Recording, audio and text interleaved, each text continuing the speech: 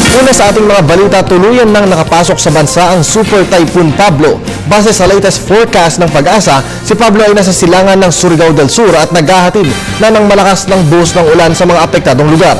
Alamin natin ang pinakahuling ulat panahon ukol sa bagyong si Pablo mula kay Amor Larosa, mag-uulat ng live mula sa Pag-asa. Amor? Salamat Kirby, magandang hapon Pilipinas. Live mula dito sa Pag-asa Weather and Flood Forecasting Center, narito na po ang latest sa lagay ng panahon.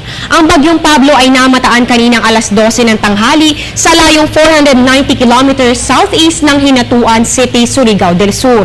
Napanatili ito ang lakas habang patuloy na kumikilos sa direksyon patungong Surigao Provinces. Pero kumpara naman po kahapon, ito po ay bahagyang humina. Taglay nito ang lakas ng hangin na abot ng 175 km per hour at may pagbugso nga abot naman ng 210 km per hour. Ito po ay patuloy na kumikilos pa west-northwest sa bilis na 24 km per hour. Bukas ng umaga inaasahan ito sa layong 30 km east Hinatuan, Surigao del Sur. Pagtapit naman po ng Miyerkules ng umaga sa layong 150 km west ng Iloilo City at pagdating naman po ng Huwebes ng umaga sa layong 400 km west ng Calapan City, Oriental, Mindoro. Mga kababayan, makinig po kayong mabuti dahil baka kabilang ng inyong mga lugar sa mga nabigyan na ng storm signal ng Pag-asa. Storm signal number 3 po sa Surigao del Sur, Surigao del Norte, Siargao, Dinagat, Agusan del Norte, Agusan del Sur at Davao Oriental.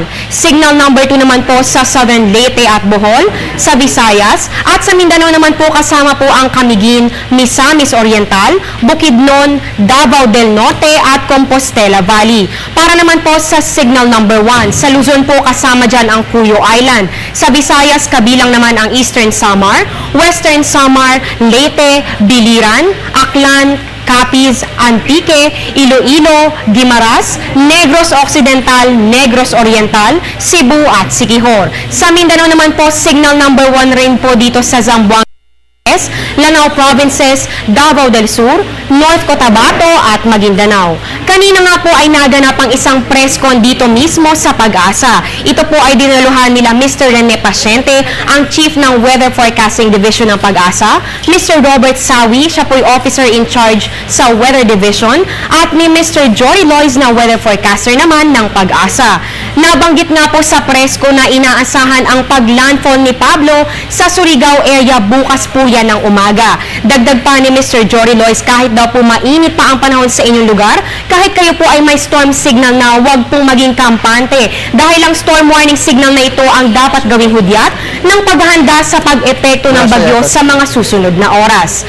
May posibilidad rin daw po na bago pa lumabas ng bansa si Pablo, hihina po ito. Pero mamayang hapon mag-uumpisa na raw pong maramdaman ang hangin at ulan dyan po sa Eastern Mindanao at sa Visayas. Sa ngayon po, inaabisuhan na rin po ang mga maliliit na sakyang pandagat na huwag munang pumalaot, partikular na po sa eastern seaboards ng Visayas at ng Mindanao. Mga susunod pong araw, maaari pong makaranas rin tayo ng pag-ulan dito sa Luzon, kabilang na nga po ang Metro Manila. Pero paglilinaw naman po ng Pag-asa, ito po ay hindi direct effect nitong si Bagyong Pablo. At ito raw po ay epekto naman ng Northeast Monsoon o hanging amihan. Manatili po tayong alerto at maging handa sa mga mangyayari sa ating mga lugar.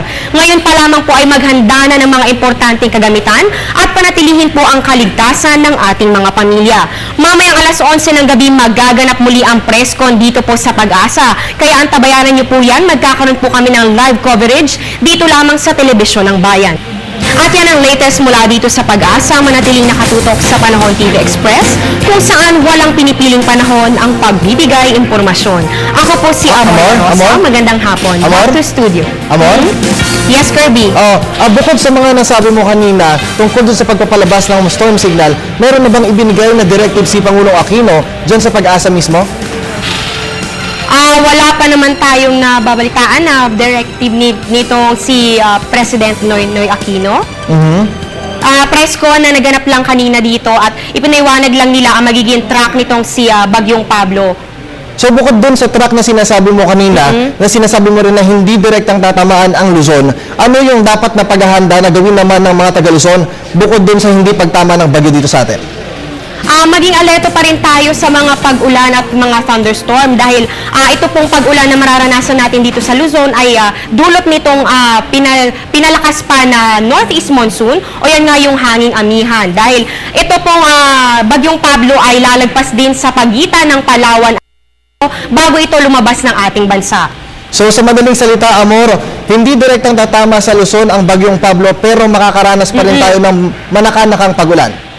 Oo, meron pa rin tayong mararanasang pag-ulan, kaya dapat po wag pa rin nating wag po tayo maging kampante dahil tayo po ay makakaranas pa rin ng mga pag-ulan dito sa Metro Manila. Lagi po tayo maging alerto at maging tutok dahil po ito pong direksyon ni Bagyong Pablo ay maaari pa pong magbago, kaya posible pa rin na tayo ay madaanan itong si Bagyong Pablo sa mga susunod na araw. Alright, maraming salamat, Amor La Rosa, nag-uulat ng live mula sa Pag-asa DOST.